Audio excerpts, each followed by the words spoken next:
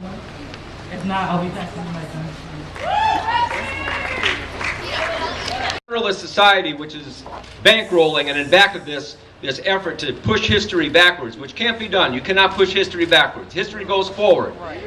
It goes forward. It doesn't go forward by itself, though. It goes forward by people like us getting together and understanding what's at stake and making a fight like we're making tonight. But the Federalist Society, when they formed in 1982, they made a declaration that we need to form a conservative counterforce. We need a business-oriented counterforce against what? The National Lawyers Guild. Well, I'm back here now, how many years from 1982 to tell you we're back on the scene and we're going to push back.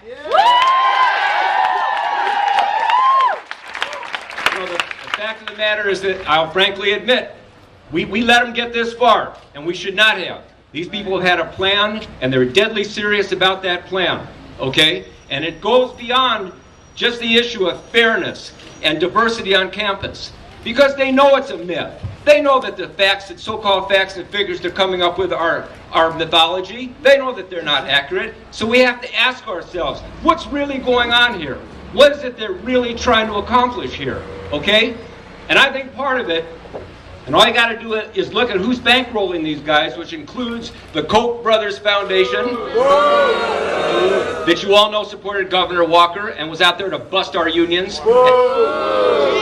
You got to follow that money trail and find out who's in back of this and what their true, genuine agenda is. And in my view, in February and March, when the people of Madison and all of Wisconsin stood up and fought back and occupied that Capitol for 2 solid months, that put the fear into them. That put the fear into them. And they got worried. Walker's corporate bosses and the Federalist Society's corporate bosses said, geez, we got to do something about this. These people are getting the message. We need to get them fighting amongst themselves. We need to get them fighting over crumbs so that we can sit down and continue to sit down at this feast and then brush a few crumbs off on the people down below. But you cannot, as I said before, you cannot push history back. What I want to leave you with is this.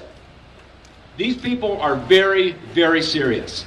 And they, frankly, to be quite honest, they don't care how many people we have out here. They really don't.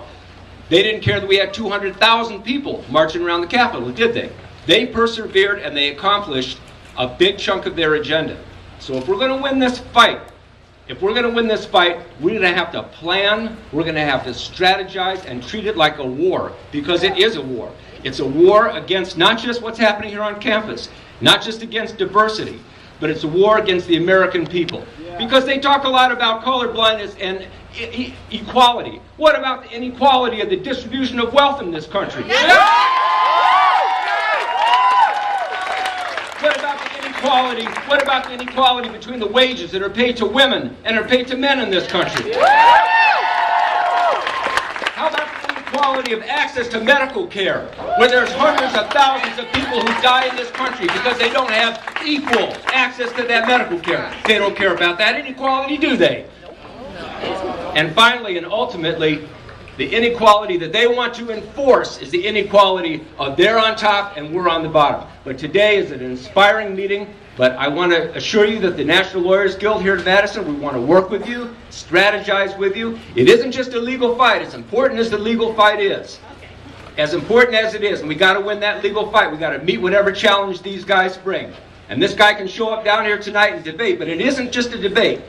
It isn't just a debate. That's a cover. The debate is a cover. They are putting their plan forward. They are pushing their plan forward, and we got to meet them head on. So I'm with you. I think we can win this fight. We need to take it out to the community, because that's what they're really about. They want to divide that community up. They want to perpetrate this myth that somehow if certain people get their rights, those rights come at the expense of someone else. But that's the myth. That's the myth, because if you push the bottom rung of the ladder up, the whole ladder goes up.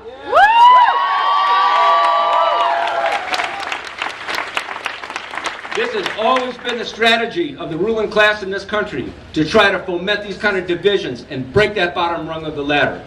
But we're gonna show them that we understand those lessons, and I'm so encouraged to see all the young people, because you guys, and I'm young tonight. I count myself with you.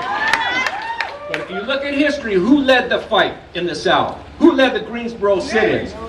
Not just the college students, the high school students, the elementary school students, with the Children's Crusade down in Birmingham, Alabama. So it isn't just a symbolic thing we're doing here. They better take us seriously. They better take us seriously. We better take ourselves seriously. So thanks a lot. Let's keep on the fight. Power to the people.